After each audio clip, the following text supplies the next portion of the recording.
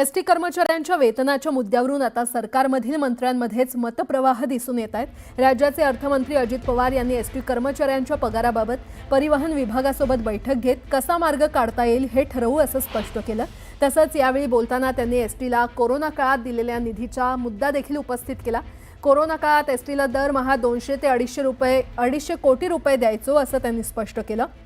दुसरीकडे परिवहन मंत्री प्रताप सरनाईक यांनी एसटी कर्मचाऱ्यांच्या पगारासंदर्भातील खापर थेट अर्थमंत्र्यांवर फोडलाय। अर्थ खात्याकडे पैसे नाहीत तर पगार कुठून करणार असा सवाल त्यांनी उपस्थित केला। तसंच मंगळवारपर्यंत कर्मचाऱ्यांचे पगार होतील असंही त्यांनी स्पष्ट केलंय आणि शासकीय कर्मचाऱ्यांना जसा वेळेवर पगार दिला जातो तसाच एसटी कर्मचाऱ्यांना देखील वेळेवर पगार दिला पाहिजे, यावरही निर्णय झाला पाहिजे अशीही मागणी त्यांनी यावेळी केली।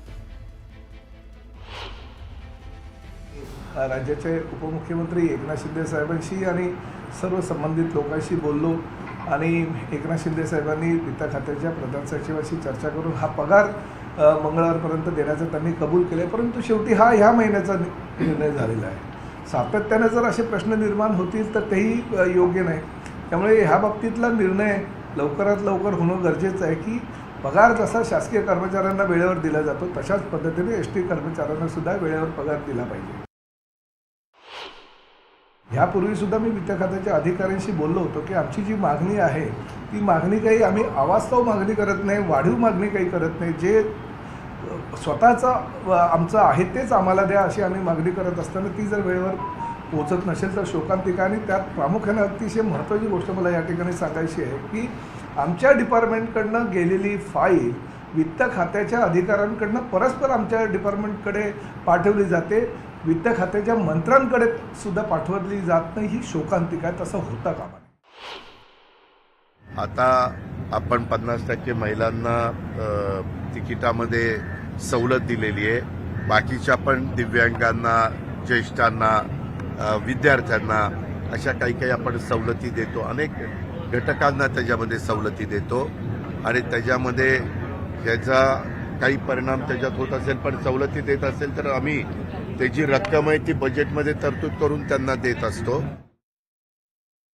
आता बातमी आहे न्यूज 18 लोकमतच्या सर्वात मोठ्या इम्पॅक्टची।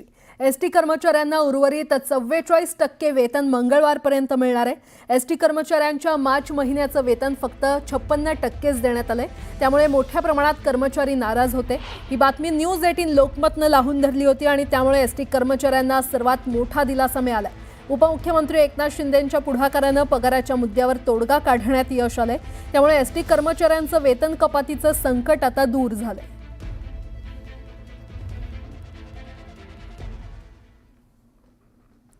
नाशिकच्या पालकमंत्री पदाचा तिढा अद्याप सुटला नाहीये आणि अशात केंद्रीय गृहमंत्री अमित शहा शनिवारी रायगड दौऱ्यावर येणार आहेत। खासदार सुनील तटकरे यांच्या निवासस्थानी ते भेट घेणार आहेत, तर या भेटीमुळे शिवसेनेच्या गोटात अस्वस्थता आहे। अमित शहांसोबतच्या भेटीतून रायगड आणि नाशिकच्या पालकमंत्री पदाबाबत अंतिम निर्णय होण्याची शक्यता आहे।